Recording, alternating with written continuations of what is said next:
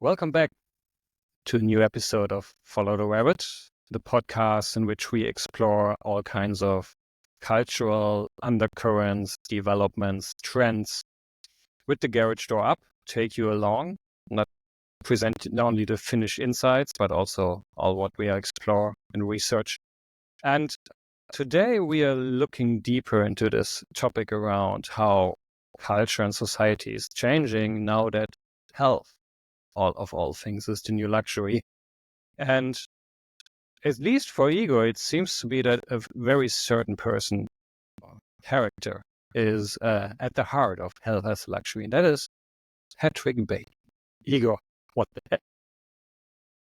Well, it's kind of increasingly difficult to differentiate between who is a real person and who is just a fictional character. So I think it's important to understand how certain images from a movie that is now 24 years old has maybe influenced, at least partially, how we think about this trend, how we think about bodies, and how we think about kind of how to signal success and what signaling actually is in the contemporary kind of social media culture. And I think it's really, there's a huge transformation that happened over the course of those 24 years that is at least partially kind of like a really good viewpoint into how we think about this in general. So for those who are maybe not as obsessively focused on Patrick Bateman and his psychopathic life, here is a little kind of like introduction. So some of you have seen the movie, some of you didn't. I actually know a lot of people who just purely by reputation haven't watched the movie because they are kind of like afraid of what it's showing. And I mean, it is gory, but less gory than you would think, especially like by today's standards. It's very clearly a satire. So there is those moments of kind of like shock or something like that feel almost like subtle at this point. So there's something about this too.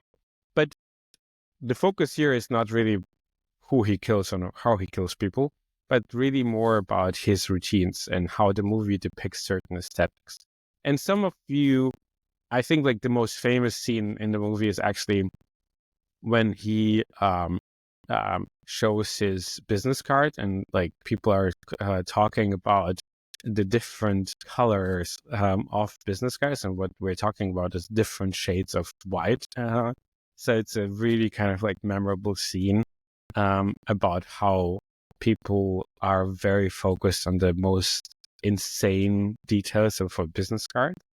But another scene, actually quite early one in the movie, is his morning routine. And so it's kind of interesting because back in 2000, a man talking about his morning routine, applying all kinds of different creams and so forth, was unheard of. Like, I think like right off the bat, that was already like a super controversial kind of like segment because man didn't talk about this like that. Man didn't talk about the fact that they put on an ice mask if their face is a little bit puffy. Man did not talk like this, but they did start talking like this after they've seen that movie. And I think that's something to consider because those elements have been basically taken from the movie, and the movie allowed people to talk about this. But they were also like disassociated from the fact who he is, which is both obvious because not everybody is a psychopath. But the question also remains is, can you do that? Like, what happens if we dissociate those kind of like images from the person who has been committing that? And another aspect about this, and I think that's a really kind of like change in how things are going, but at the same time also displays a certain need, is one of the reasons why he's actually applying all those kind of like things to his face and how he treats his body, or the fact that his eyes are puffy, is, yes, he does take care of himself in a specific way, but at the same time, during that movie, there are constantly going out for fancy dinners. They're constantly drinking lots of alcohol, and they're constantly taking drugs and going partying. So I would say everyone's face would look puffy if you would have like a lifestyle like that. So there is something about that as well, that's kind of like immersed in that movie. And I think that part is changing because we have now a better understanding of how those things are influencing our lifestyle. And so there is something about the cultural kind of part that is really interesting. And as a historic kind of like time frame here, it's like, I mean, the obvious thing to talk about is kind of like the term metrosexuality and David Beckham. And as you can see, there is like obvious parallels between how the body of a successful man is displayed. The term metrosexuality was coined by a British thing, like he was a BBC journalist in 1996, who was already describing that men were starting to buy products for themselves, and companies started reacting to that. But at that time, it was really just a minor trend, and most people didn't do it. And it was really hard for most men to actually go into a grocery store and kind of like buy those products and not feel kind of strange about themselves. And David Beckham changed that a lot because he was very open with those things. And because he's a footballer, it allowed kind of like the Stone Island wearing hooligan to suddenly start buying a facial cream, which opened up a lot of doors for companies to market to those people, and suddenly kind of like really get a new customer in to buy products. So that's an interesting kind of aspect about how this kind of like aesthetic like was taken into advertising and other aspects of life. But the term itself faded away around 2008, and we'll get to why that is. And we can't really talk about culture these days without talking about technology as well, obviously.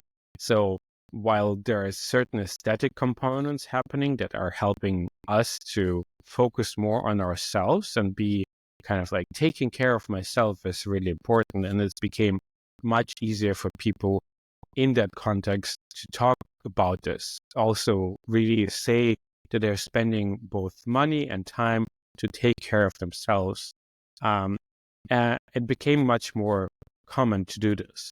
And another aspect in this context is the quantified self movement. The term itself was coined by Gary Wolf and Kevin Kelly. And I don't know if you were a participant in that early stage of movement. I personally had a bunch of those old Fitbits that were instantly lost, or part of like the washing cycle where you had like basically this Fitbit that you clipped onto your pants to track your steps. Yes, people did that. And there was a time before the Apple Watch.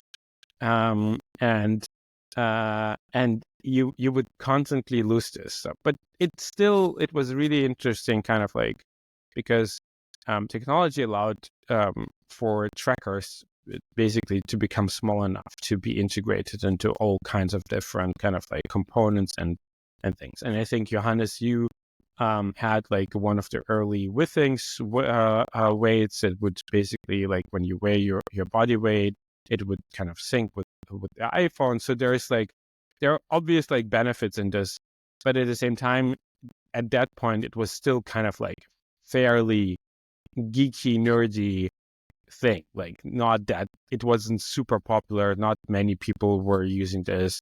I mean, the whole kind of like counting your step thing was definitely something that really picked up, but it was a very kind of singular, and most people are just tried to kind of like get their 10,000 steps in. But the kind of like insight from the data that was tracked was still fairly limited at that time. And so there's like, basically, that's just the beginning, but it's a beginning that's relevant because what happens in 2008 is actually significant because it accelerates that version of health as a new luxury that we see today quite a lot. So the financial crisis hits and suddenly conspicuous consumption is bad. Basically, the metrosexuality trend of like basically the way how David Beckham behaved. Yes, you take care of yourself, but you're a lot more subtle about this. Yes, you can spend money if you have money at that time, but what you don't want is to buy a Chanel bag, because Chanel tells people I have too much money while everyone else is just fearing how to pay their bills. And so this kind of like conversation really changed. The kind of brands that suddenly were picking up changed a lot. This is like the claim to fame for companies like the Row, or companies like Global Piana.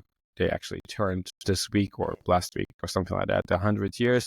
Like really traditional Italian manufacturing that, unless you know what it is, you don't actually know that this is like super expensive. Like the Row would sell you like $400 or $500 t-shirts, but you wouldn't know because it just looked like a really big H&M, like oversized H&M t-shirt. I'm exaggerating, nothing against the Row, but the point was that it's kind of like it changes like the way we spend. And that's actually also the start of this version of health as the new luxury, because it started to be okay to spend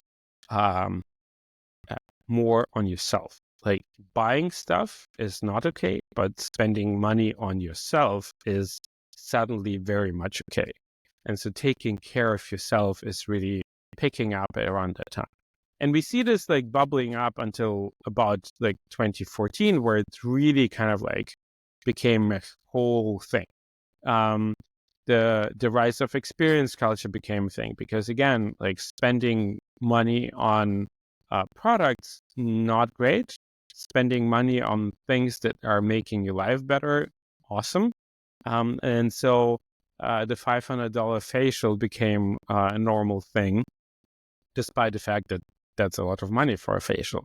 Or like really expensive juices became a thing, which is kind of like a little preview on what happens then later with Erdogan and so forth. Expensive gyms started to picking up. Like this is where the time when those kind of things start, like the spending shifted into those things. Soul Cycle, Barry's Bootcamp, people started wearing shirts of the exercise, kind of like their gym, because that was the signaling that they wanted to focus on. And so we are more and more shifting into this thing where a lot of those kind of like shifts in culture and finance and how our life is organized is helping us to be more mindful of who we are, and also making sure that we understand ourselves. But in a way, and that's the comparison to Patrick Bateman, it made us also a lot more egoistic. And in a way, it made us also, it allowed ourselves to focus on the kind of problems, not kind of like how we want to solve overall kind of problems in society, but really made us kind of okay with the idea that we wanted to solve the problems that we personally had, which is a really strange contradiction in a way, because at the same time, people signed up to gyms, and we discussed this in also previous episodes, is because they wanted to become part of a club. So on the one hand, we're doing a lot of things that are disassociating us from society and making us more individual, more focused on ourselves. We track all this data about ourselves. We do all the kind of like routines that are really tied to our specific kind of skin problems and skin issues. But at the same time, we also crave this societal kind of like commonality. And I think that's those contradiction is something that we still see in health as a luxury, because we're trying as a society, but also as individuals, to find a way how to do this. And weirdly enough, the kind of like what also kind of like helps accelerate that is Apple introduces the Apple Watch, and suddenly you have a gadget that allows a lot more people to wear a computing device that helps you understand who you are in 2015. So 2008, around then, quantified self becomes a thing. And 2015, it becomes like a really pop cultural kind of phenomenon. People are buying the Apple Watch. It becomes like an instant hit. And one of the luxury partners that Apple has is a company that also really got big with a quite luxury trend, and that's Hermes. And I think, as far as I know, they're still the only luxury partner that Apple has for their Apple Watches. And So to just kind of to just to quickly add to that, I also find it so interesting that when Apple introduced the Apple Watch Ultra, which they really market and just say this is a watch for extreme athletes, who go on like ultra trail running and things like that. I've never really seen any extreme athlete use an Apple Watch, but I've seen so many higher up managers and company owners wearing an Apple Watch Ultra because, again, it's very clearly distinguishable. You see right away if somebody is wearing an Apple Watch Ultra or a normal Apple Watch. It has and they all say it's because of the battery. Like the battery lasts longer than a normal Apple Watch, and it connects to the iPhones and stuff like that. But it also is they now introduced a black version, but before that it was like the very aluminum version or Titan version that was just see right away, oh, this person has one. Which again is this interesting, and I think we're going to come back to this again and again, this interesting back and forth or balance between what is really health and what is more about luxury and signaling of wealth and these kind of things. And it's all a lot of time it's hard to distinguish. And so I find it interesting if I actually see a manager with a fancy Garmin watch or something like that. Yeah. Because that's also then a signal, and things like that. Well, so, I mean, we had this discussion as well, right? I don't really run long distances, but I considered a Garmin watch, and I actually didn't buy one because of aesthetic reasons. It does those things are definitely signaling components, and I think brands are super aware of that.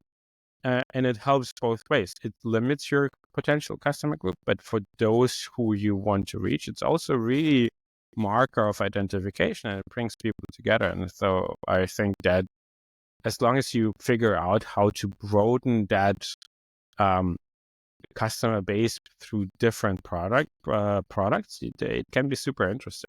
And I think that's what's happening kind of aesthetically also with American Psycho, because it became this kind of thing that is ingrained into popular culture. And one of the signals that are kind of confirming that is that the fact that 16 years later, Vogue did a Margot Robbie parody of American Psycho. So that exact scene from American Psycho that I described in the beginning, she did the full-length kind of version of it with the exact same text, except for the ending. But look it up for yourself. But that's the point, is that aesthetic. It was very clear. Oh, this is kind of it's plays around with this kind of yes, this is a psychopathic thing, but at the same time, there are certain aspects about this that we definitely want to keep as well. And I think that contradiction about what it actually says about our behavior is very much ingrained into it. And I couldn't be talking about American Psycho without mentioning Emily Elzy. I think you should definitely look her up. And we should put this into the show notes. She has this fantastic Instagram stories favorite thing about Batman wearing big suits. and how this kind of like the aesthetic of an oversized suit is kind of signaling something about our relationship to psychopath and sociopath in culture. So there's a theme there as well. But kind of like slowly moving into the present from this kind of like past. We are now kind of like in an age where quantified self is not a geeky nerdy thing. It's everywhere, right? And I think like the company that is mostly responsible for popularizing this is Oura, which manages to produce a ring that tracks a lot of data about yourself. And the obvious reason why people are super receptive to this is the fact that it can be worn the whole time, more or less. It's not as intrusive as an Apple Watch. A lot of people actually complained about the fact that the Apple Watch is kind of like too big for using it for sleep, for example. It's too intrusive. A lot of people didn't want an Apple Watch or another kind of like smartwatch device because of the signaling that we mentioned before. And so the ring really picks up. And the kind of really great marketing thing that Oura, I think, manages to do really well is to approach famous people and get their rings basically onto their hands of people who have a huge following. So NBA stars, like I think the NBA signed a contract to provide every player at some point with a ring. And those people have like huge audiences. And so suddenly like those quantified self gadgets become like a mainstream thing.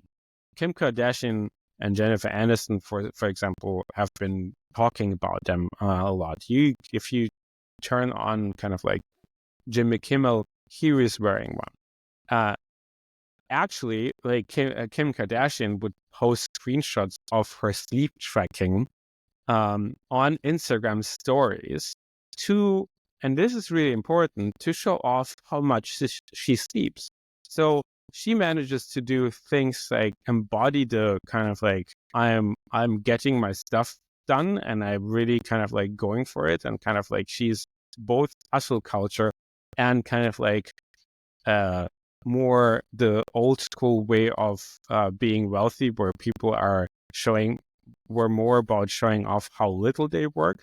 So she manages to do both, but it becomes still a competition. She even posts that a screenshot with should I start a challenge? So it's kind of like sleep or getting good sleep is not something that you do for yourself.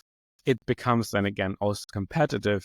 And I think that's kind of like, again, that contradiction of things where it's like, can we just do something because it's good for everyone without turning this into a competition thing? But no, this is about also generating attention and support. But I think like Aura is a really great example of how a lot of those things are colliding.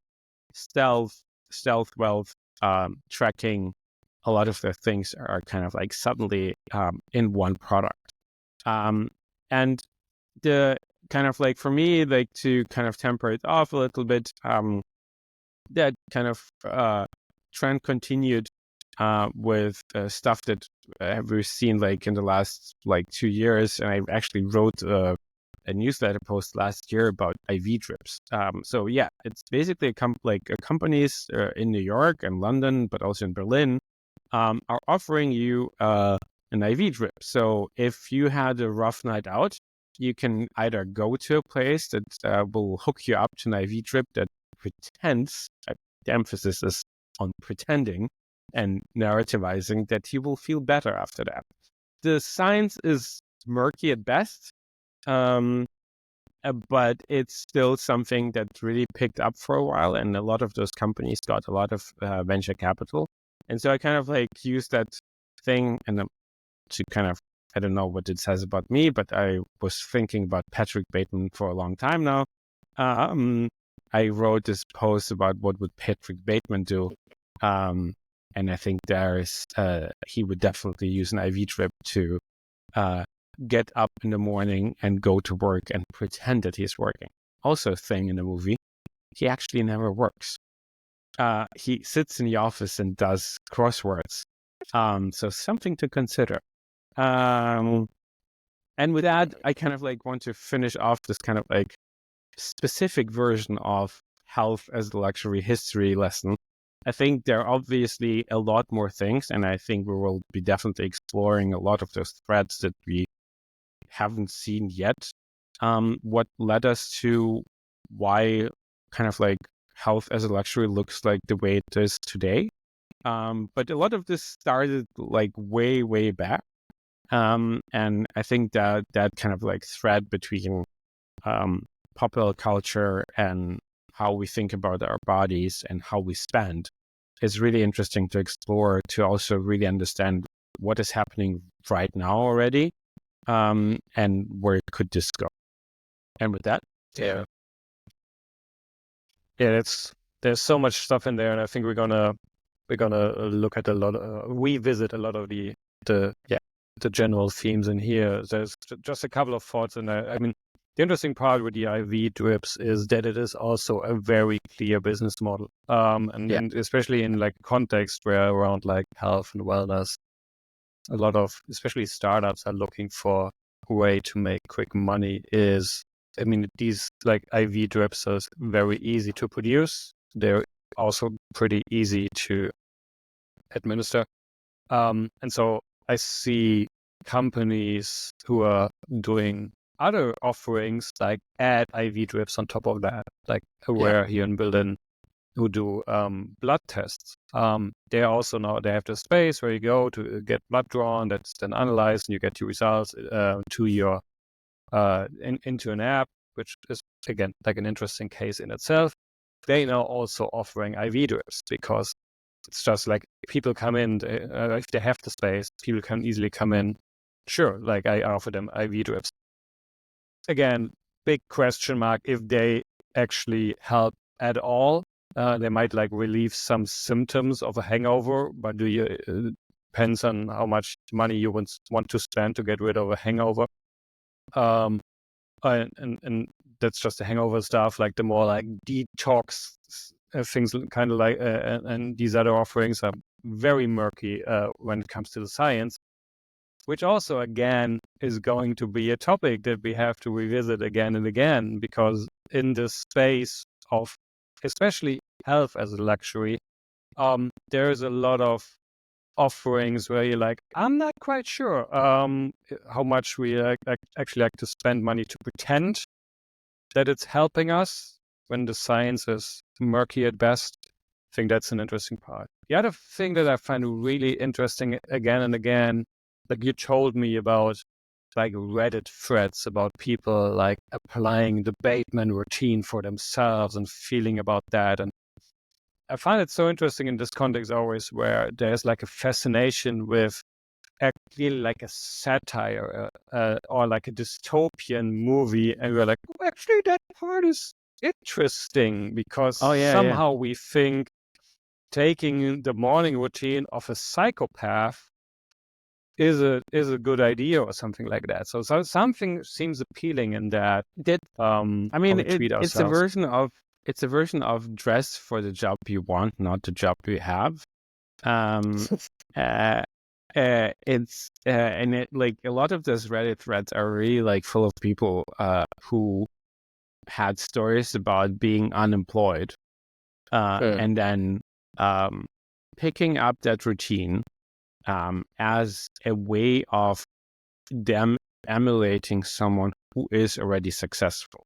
So him being a rich white dude who uses cream, what people kind of like manage to do psychologically is like disassociate his kind of point of in life from the products, and that allowed people to say, oh well, if I'm gonna buy those products and I am dressed like him, I will be successful. And for some people, it actually worked. I think that's kind of like it put them into that state of mind that helped them break a certain routine that was hindering them from doing whatever they've been doing. And I think that's the really fascinating part for me also about the IV drips. Like, the science is murky at best, but I would bet, and I mean, to be honest, I actually, during that time, so there's, you can get IV drips at a doctor, right? But not that many actually offer them. But I have one. And so while I was writing this newsletter, I see it happening, like more doctors actually offering IV drips now that they're so easily available and things like that.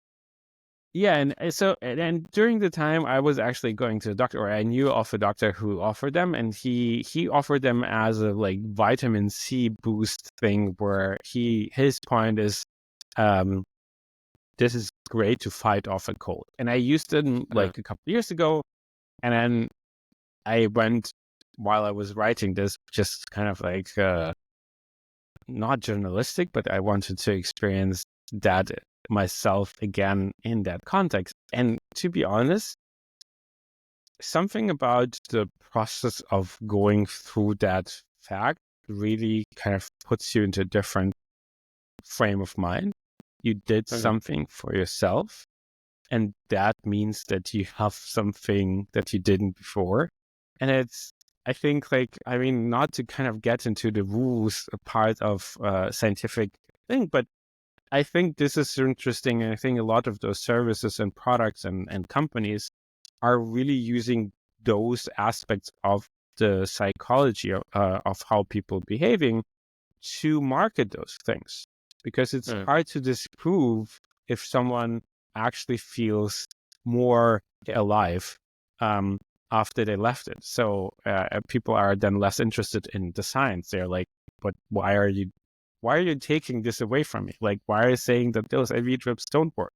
So there is something about that.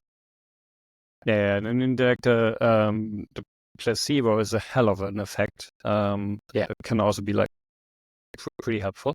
But the question and is the more always money like, you spend as well. Yeah, there you go. There you go. I mean, like the last thing that I found really interesting is what I think a huge part of our success is actually two things.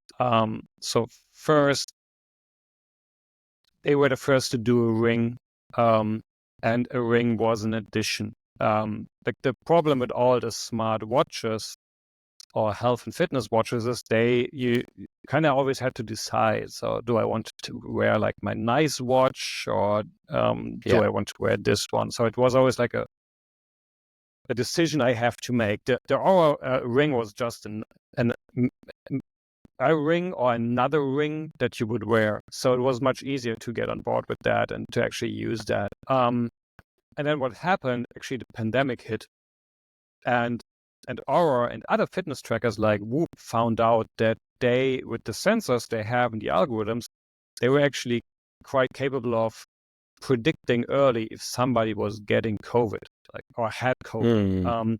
And so what the NBA did is they ordered Oura rings for everybody to have like early signals if somebody was infected with COVID, so that they could separate them earlier and keep on playing. Which then I think also made them much more like visible. And NBA players are known for a lot of them, I think, are known for liking jewelry and walking around with that. I think it's the same with other sport leagues. And I think this like effect added to that. And it's interesting because the Oura ring is always more like, because it's a ring and it comes in gold and in silver, it's also always more like considered connected to jewelry. Then on the other hand, we have Whoop, which is mostly known as like an armband. You can also wear it at other parts of the body, but it's known as an armband. And so they always had much more of a clear focus on athletes. That's also where they got all their endorsements from. Like they always so they were big in CrossFit. They are big in golf. They are big in football now, actually. I think also cycling, like they sponsor, I think, Tour de France in some parts. So they're always very focused on the athlete who has no problem like wearing a band all day. Despite that, like wearing a tracker on your arm is actually not the best place for good tracking. And Whoop has a problem with that. But it's interesting to see like like Aura is much more connected to health as a luxury, while Whoop is actually more expensive. Like because you pay a lot for it every month to actually have it. But then in the end, yeah, that's how like these different aspects or how you see it differentiate, and which I find really interesting. I mean, I remember that quite vividly when Kim Kardashian came out with this. So here's my sleep score. And to actually say it is a really impressive sleep score. It's not just that she sleeps for 9 hours, which in itself is quite crazy. She sleeps through for 9 hours. She basically doesn't wake up, which is amazing. Well, I guess that's proof that money does buy you happiness. Yeah, there you go. The thing that maybe we can end on is, we talked about it earlier when we prepared for the episode. The interesting part with that is that there is a development where luxury used to mean that you didn't have to work so much. That like being rich would allow you to draw back from work and just like enjoy yourself. We have definitely, as a culture, gone into another direction where the people who make the most money are working also almost the most to a certain degree. So you they also like hustle culture in these things where it's like you get to work to make that money and make more money. There's a performative aspect to that. I think like for a long time we assumed the harder you work, the more you get, and I think that's still communicated in a lot of those threads. I mean, there is a whole series that we can do about this narrative in itself, but it feels to me that this is changing. Like there are certain groups, the really very wealthy, are performing like they are hustling all the time, but I think they manage to kind of like create an environment for themselves that allows them to have a lot of like personal time, a lot of like taking care of themselves to make sure that they live longer. People understand that like Kurzweil's kind of like, I will kind of like take 70 pills a day to prolong my life approach is maybe not really the way to go. Like you have to actually put in a way, maybe that's the new hustle culture too. Like you have to put time into yourself, like, and you have to find that time to invest into yourself while also performing in your jobs and in the family. And I think that also creates maybe a new strain of problems. Like, how do we manage all of this? How do we make sure that we can be all those things? Like, how are we staying super healthy, super performative in work, but also being like great parents and so forth? So maybe there's something in that. Yeah, that might be. I was more going for just the general, like, focusing on health or making health a priority. Health as luxury also means that it gives you an excuse to draw back from hustle culture, from having to work 16-hour days, because you have to work out, you have to eat a proper meal, you have to sleep 9 hours, and you have to go to the sauna and the ice bath and all these things. Like it's basically also an excuse to take time for yourself. And I think that hasn't been the case for a long time, where as a leader, as like a top manager in a large company, you had to work all these long hours. You were allowed to be interrupted at all times. And now there comes this thing where you're actually allowed though to go away for an hour to get a massage, to do the workout with your personal trainer, who will kill you if your phone rings and you pick it up. You have to do 50 more push-ups or something like that. It's like, oh, sorry, I can't. It's hard to say, I can't do this call. I want to sit on the sofa or enjoy a nice meal. But it's much easier to say, oh, I can't take this call. I have my daily workout and I can't miss it, or something like that. Or I can't join this like reception in the evening because I have to be in bed by 9. I need my 9 hours, or getting depressed or something like that. But I think there is an interesting aspect in there. For sure. And I think, first of all, we'll definitely pick this up. But at the same time, the interesting aspect is that, that CEOs have been focused more on athletic kind of or communicating through athleticism has been around for a long time. And it became kind of a currency, right? It became a currency that is similar to luxury in a way, because you associate certain things, like I will have to run an ultra marathon with success, right? The ability to manage those things, to be able to do this, to invest in this. And to be perfectly honest, if more people would have the time and focus on doing ultra marathons, I think we would actually be better off. There is no exception. I think there is just unequal distribution of ability to pursue those goals. And I think that's a really incremental part about the trend. And this trend is fascinating because health as a luxury has been around, and we've been doing reports about this a long time ago.